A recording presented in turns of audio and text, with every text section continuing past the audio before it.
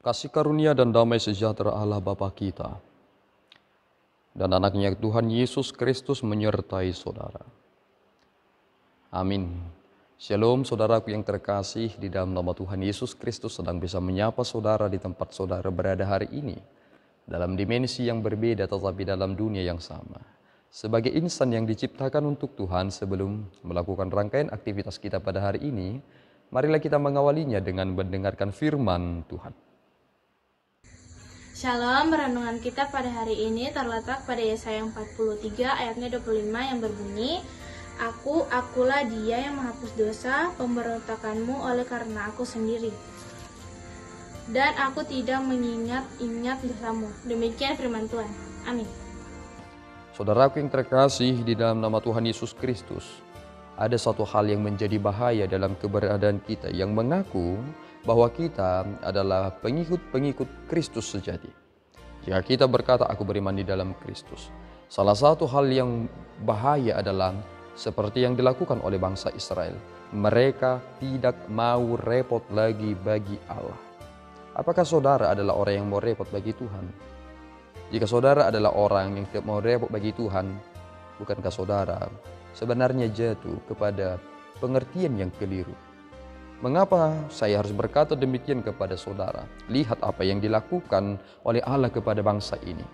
Ketika mereka yang dikasihi Allah ini, yang dijadikan sebagai bangsa yang dipilihnya, lihat, mereka tidak memanggil lagi nama Allah, mereka tidak mau lagi bersusah-susah karena Allah, mereka tidak lagi membawa domba bakaran bagi Allah. Kemudian mereka tidak memuliakan Dia lagi dengan korban sembelihannya. Tetapi lihat apa yang terjadi. Allah ternyata diberatkan karena dosa-dosa dan disusahi karena perbuatan-perbuatan mereka. Siapa yang menjadi susah? Allah. Bukankah Allah itu adalah Allah yang Maha Kuasa? Kenapa pula Dia mau disusahi? Ternyata disinilah kita mengerti betapa penting sekali makna kedekatan itu untuk menjalin suatu relasi. Barang siapa yang tidak membuka relasi bagi Allah, tentu dia tidak mau menjadi susah. Dan lihat satu hal, jika seseorang itu tidak mau repot untuk sesuatu hal, berarti sesuatu itu bukanlah hal yang bernilai. Dan bukan sesuatu hal yang berharga. Orang yang mau repotlah menganggap itu sebagai sesuatu hal yang berharga. Jika Allah adalah sesuatu hal, bukan sesuatu. Jika Allah adalah yang sangat berharga bagi saudara, tentu saudara mau repot bagi Dia. Sebab lihat, Tuhan sendiri mau repot bagi saudara. Apa yang dilakukan Allah. Dan inilah penegasan yang sangat penting, mengapa Allah harus mengutus anaknya yang tunggal itu bagi kita, seperti yang telah disimpulkan dalam Yohanes pasal 3 ayat 16. Inilah yang menjadi dasarnya. Akulah dia yang menghapus dosa pemberontakanmu oleh karena aku sendiri. Sehingga saudara jangan merasa bahwa saudara adalah pribadi yang sangat berharga sehingga Tuhan harus mengampunimu. Tidak. Allah melakukannya karena Allah sendiri. Mengapa Allah melakukannya? Karena dirinya sendiri. Ini menjadi hal yang penting. Itu mengapa anugerah itu bukan anugerah yang murahan. Sebab Allah menyatakan itu bukan karena saudara, tetapi karena Allah sendiri. Sehingga ketika Allah karena dirinya sendiri, itu menjadikan saudara menjadi seseorang. Karena saudara bukan sesuatu bagi Allah, tetapi saudara adalah seseorang. Itu menjadi hal yang sangat penting, menjadikan kita memandang kepada Kristus.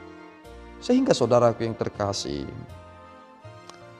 ada perbedaan yang sangat penting. Jika manusia berkata, aku sudah melupakan kesalahanmu, tetapi dia terus mengingat itu. Adakah seseorang yang telah mengampunimu, dia telah melupakan semuanya. Dia berusaha untuk melupakannya, tetapi tidak mungkin manusia bisa lupa. Tetapi Allah bukan seperti manusia. Allah melupakannya sama sekali.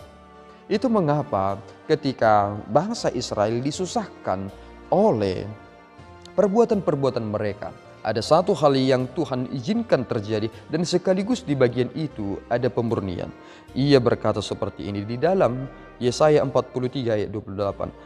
Jadi, aku terpaksa menajiskan pemimpin-pemimpin tempat kudus dan terpaksa menyerahkan Yakub untuk ditumpas dan Israel untuk dinista. Terpaksa. Jika kita mengerti tentang makna terpaksa ini, maka kita baru menyadari satu hal. Ternyata inilah bagian di mana Tuhan berupaya untuk melupakan apa yang terjadi kepada bangsa Israel dengan cara yang sangat menyedihkan ini. Mereka diizinkan untuk ditumpas dan untuk dinista. Sehingga dengan inilah kemudian Allah merencanakan kembali bagaimana pemulihan itu nyata kepada mereka. Lihatlah kepada pribadi Yesus Kristus. Dia sangat-sangat direndahkan. Dia sangat-sangat dihina. Tetapi dari dialah kemurahan hati Tuhan itu nyata kepada kita. Sehingga kita tidak mendapat murkanya lagi. Kita mendapatkan kesempatan. Karena kita adalah anak-anak Allah di dalam iman kepada Yesus Kristus. Oleh karena itu saudaraku yang terkasih, jangan pernah mencoba untuk melawan Allah. Dan yang kedua, maulah melakukan yang terbaik bagi Allah dengan mau direpotkan. Sebab nilai yang terpenting telah dinyatakan Allah karena Allah mau menyusahkan dirinya sendiri demi umat manusia. Memberikan anaknya yang tunggal itu dengan penuh kehinaan, bahkan mati di dalam kayu salib. Itu sangat mengerikan. Mengapa? Hanya karena Tuhan ingin berkata, aku mengasihimu. Kiranya Tuhan memberkati saudara kita berdoa. Ya Tuhan, kami bersyukur atas berkat-Mu. Terima kasih Bapa atas firman yang boleh kami terima dalam kesempatan yang baik ini. Pimpin kami Tuhan, supaya terus semakin mencintai-Mu, mau melakukan banyak hal untuk memuliakan-Mu. Dan tolong kami Tuhan, supaya seluruhnya waktu kami ini tertuju untuk memuliakan-Mu semata.